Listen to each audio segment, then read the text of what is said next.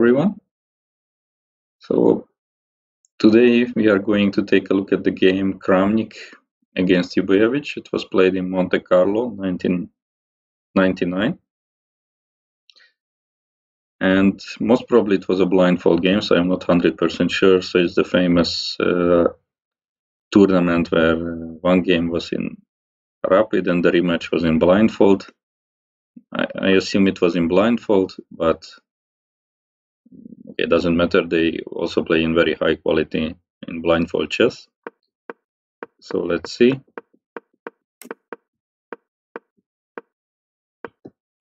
Kramnik rarely played the averbakh, so it was not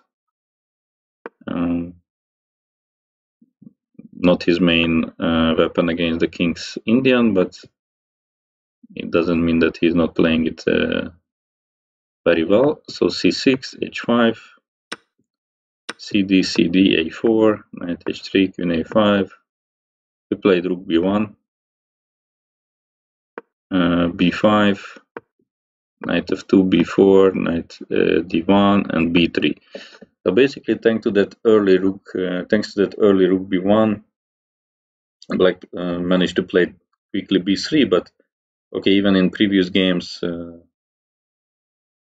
Black could have done this. I mean, I briefly showed at some moment b3, knight e3, and of course in such before knight e3. But in such situation, Black can play b3. So this is definitely a structure we can get in our game, and it's already a critical moment at this moment. So I would give you some time to look at the position and decide how you would approach. So the correct way is definitely to play a3. So again, we don't want anything like a takes b and to have a strong knight on b3, and the material is getting limited. Files are opening for Black. I mean, we want a3. There is a weakness on a4 long term, and okay, Black has no way to get to the b2 pawn, and in the future we have these two squares to work with. So that's very nice. So Ljubojevic took on d2, king d2, h6, bishop e3, and Black played g takes on h5. It doesn't look like a nice move, I would say, but Ljubojevic of course understood perfectly well that if he's playing something like g5, then the game is for 2 results, but maybe against Kramnik only for 1 result. So again, we can do in different ways, but since the rook is not, the bishop is attacking the knight and the rook is not yet protecting, if Black has to take back with the pawn, then it's also an interesting idea. Let's say we play knight to e3, rook to c8, and rook bc1, for example, with very quick knight d3 moves, attacking both on c5 and e5. It is also an interesting way to play, but it's by no means necessary. But this is a nice bonus option. So Ljubojevic took on h5, g takes h5, then rook c8, and now knight c3. Of course, now we are not taking when the rook can take back on c5. So we go knight c3, hinting at ideas like bishop b5, trading the bishops, and if the knight can get to the d6 pawn, Black is in big trouble. So Black played rook b8, rook c1, knight e8. So yeah, this plan with bishop b5 failed. So we have an alternative idea to play knight d3. That's normally what we want. Get rid of this knight, open the c file for our rooks. And we have also another nice option which Kramnik used in this game. He went bishop f1. So the idea is from the other side we want to trade the bishop, and there will be a lot of weak light squares in Black's position. So Ljubojevic went back to f6, bishop h3, king h7, and now knight e2. So from this moment on, okay, 92 is of course completely fine, but especially if it was a blindfold game, the game, it's not so easy to continue all the way on a very high level, but it was already very good to take on c5 actually, because it's simply a pawn. So otherwise I wouldn't be a huge fan of this move, I guess, but if rook takes c5 or dc5 doesn't really matter. We simply take d7, knight takes d7, and we collect on a4. And basically that's pretty much the game. We just have to be a little bit careful, but the knight will so go to g4 and so on, and this pawn will fall as well. So this was already good. Even knight e2, of course it's not spoiling anything, but if we have a free pawn, that's good to take. So bishop h3, rook h3, knight b7, black played, and here he took on c8, which again looks like a strange move, to be honest. Simply there is rook c3 for white. So the one thing we have to be careful about is knight a5, knight c4 idea. And with rook c3, we can just do that perfectly. So knight to a5 and king to d3. And the knight is not coming. On the other hand, our knight will probably go towards f5, and the absence of light square bishop will be really unpleasant for black in that situation. So instead Kramnik took on c8, rook c8, knight c3. So probably just seeing that this pawn is going to fall, but actually things are not so simple, because knight d7 was played. So now he did not want to take because rook c2. So he went knight d3, and now Ljubojevic went bishop f6. He could have simply played knight to a5, and he has good counterplay.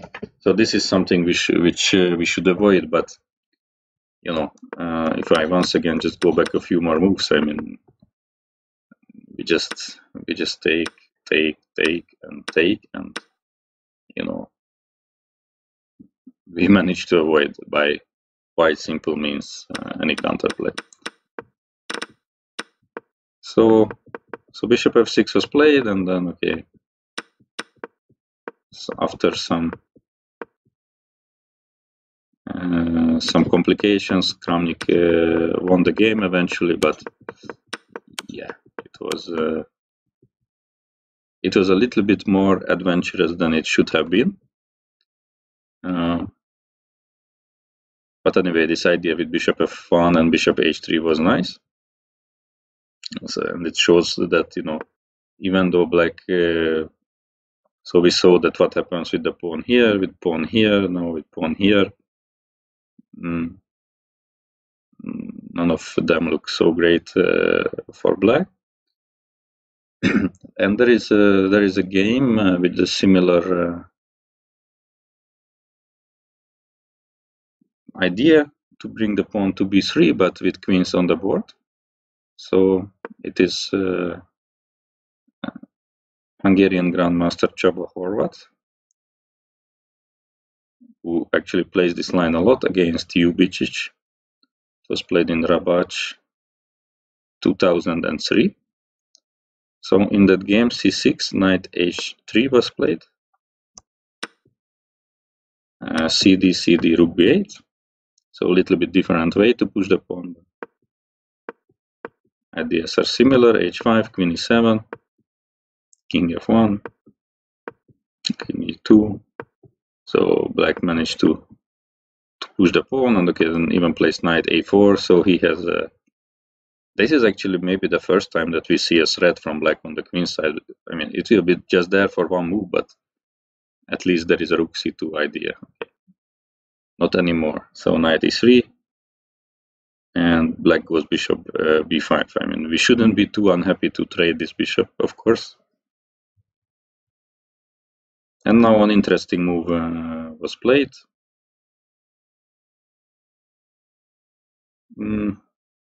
I mean, I like it in general. So we are not winning the game in the queen side, on the king side. So black, I mean, white played h6. it's quite unpleasant because, okay, if the bishop goes to h8 now, it will take some time for the piece to return. So move the queen first, then move the knight, and only then. So black went bishop f8, but it's also not very pleasant, this pin. So white 2, and just rook c1. Knight to c5, and knight to c4. So attacking the a5 pawn. So black played a4, and now knight a5, also very nice. So, that's why if you go back a few moves, it's basically black saying to, just to trade these bishops, I would say, of course. So just weakens a lot of light squares, and a few moves later we can see that the knight arrived to c6. So knight fd7, and okay, what's happening now? Knight d3, putting some pressure here. Queen b7, rook c4. Now a4 pawn is also under pressure. Knight b8. Yeah, basically knight b8 is already collapsing here completely. So I looked at f6. So what happens if black just trying to stay solid and passive here? So let's say queen a6, rook c1,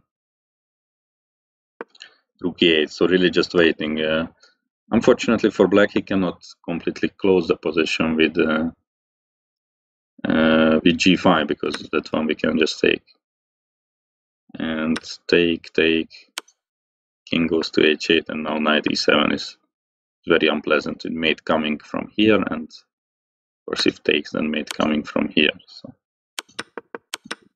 it's simply way too dangerous to play like that, and now not good.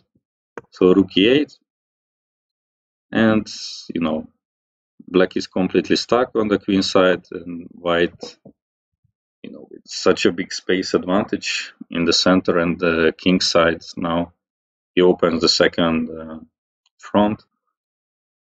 So yeah, fg, let's say. I also looked at f5, but with very, very simple means like take, queen c3, white is getting a huge advantage. I mean, we want to take on c5 and then e5, or in the other way. And if d takes on c5, then we simply take ef, gf, queen d3. This pawn is falling here, and black's king is extremely weak. So not good.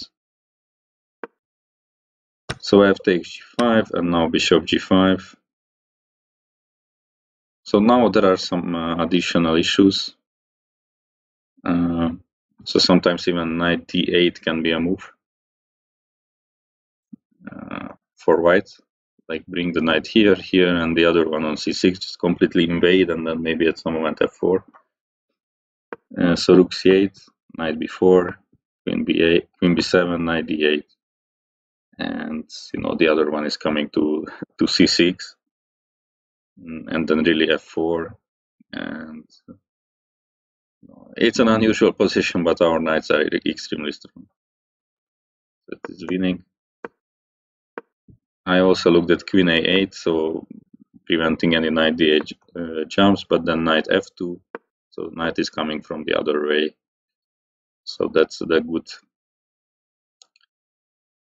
point of having a lot of space or space advantage, that we can just maneuver very efficiently and very easily. And if queen a8, then we go with f4, and for us it's one move to switch to a kingside attack, and black is pretty much helpless here.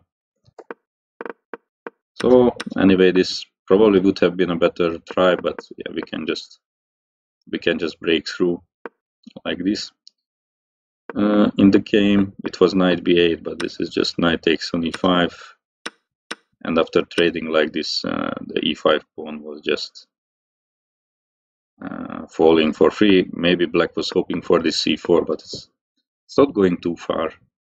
It's rather still a weakness. Queen a6, queen f4, so f7 is hanging, rook c7, and now rook takes e4, very nice move. Of course, if rook takes, then queen f7 and mate is coming. So black played bishop to d6 and resigned after queen f6. So mate is coming from here, and if he takes on e5, then mate is coming from here. So, and now you can see some other nice point of pawn on h6. It also can help with mating attacks. It's not very common in this variation, but it can also happen sometimes. So yeah, overall we shouldn't be too afraid if even black manages to bring the pawn to b3. The a pawn will remain a weakness, and these squares we can use very, very effectively. c6 will be also available for the knight, and as we saw in both of these games, in this video also on the king side, there are many problems for black. Okay, so I believe this will be enough about this variation of the averbakh. Next video will be something different. So thanks a lot for watching, and see you soon in the next video.